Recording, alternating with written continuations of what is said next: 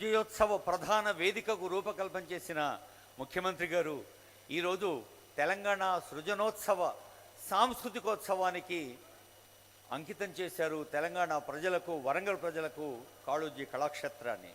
సాంస్కృతిక శాఖ మంత్రులు జూపల్లి వారి సందేశం. గౌరవనీయులు జూపల్లి కృష్ణారావు గారు.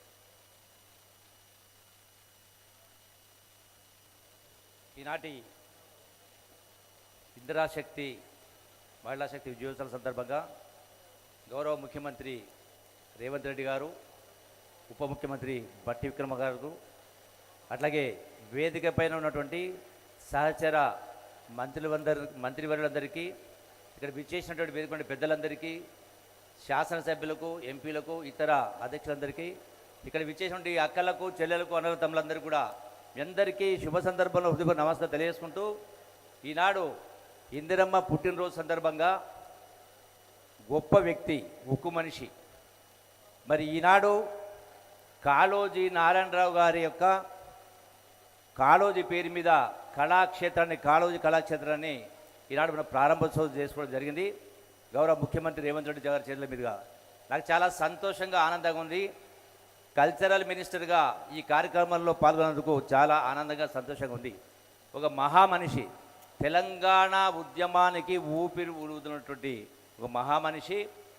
సాగిపోవుటే బతుకు, ఆగిపోవుటే చావు అంటూ ఆనాటి భారత స్వాతంత్రోద్యమంలో, అట్లాగే తెలంగాణ విమోచనోద్యమంలో కూడా పాల్గొన్న వ్యక్తి.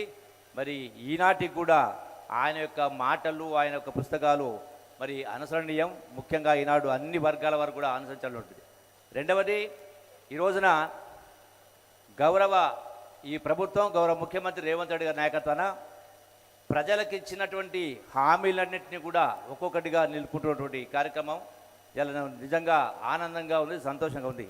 ఎందుకంటే ఈనాడు మనం చూస్తూ ఉన్నారు మీరందరూ కూడా, టీవీల ద్వారా, పత్రికల ద్వారా, వాట్సాప్ల ద్వారా, సోషల్ మీడియా ద్వారా, అంటే అబద్ధాల్ని 10 సార్లు చెప్తే నిజం అనుకునే పద్ధతిలో ఇలా ప్రతిపక్ష పార్టీలు చూపిస్తూ ఉన్నాయి. ఈనాడు ఎటువంటి పరిస్థితుల్లో ఈనాడు ఈ 6 గ్యారెంటీలు కానీ ఇవన్నీ కూడా అమలు చేస్తూ ఉన్నాం. ఒక్కసారి ఈ రాష్ట్ర ప్రజానీకానికి, రైతాంగానికి, అన్ని వర్గాల ప్రజలకు మళ్ళీ 10 సంవత్సరాలు పరిపాలించి కేసీఆర్ యొక్క ఆయన యొక్క పరిపాలన దక్షుడని మాట్లాడుతూ ఉన్నారు చాలామంది.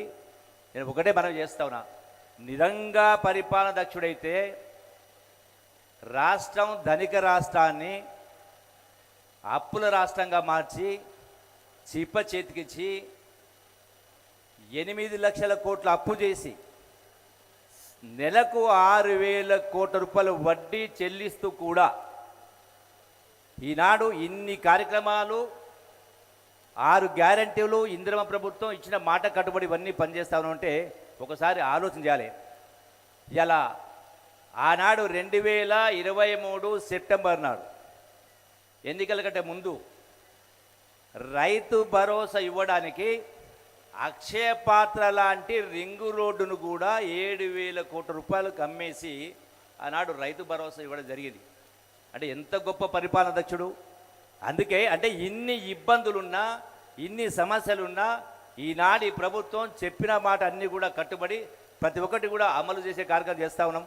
మరి ఈ సందర్భంలో మరొకసారి నిజమైనటువంటి నివాళి కాళోజీ గారి యొక్క జీవన విధానం, వారి మాటలను అనుసరించాలని అవసరం ఉందని చెప్పని మరొకసారి మీ అందరికీ సవినంగా విజ్ఞప్తి చేస్తూ, ఈ అవకాశం ఇచ్చే పెద్దలందరూ కూడా గురుగా నమస్కారం తెలియజేస్తూ సెలవు తీసుకుంటున్నా.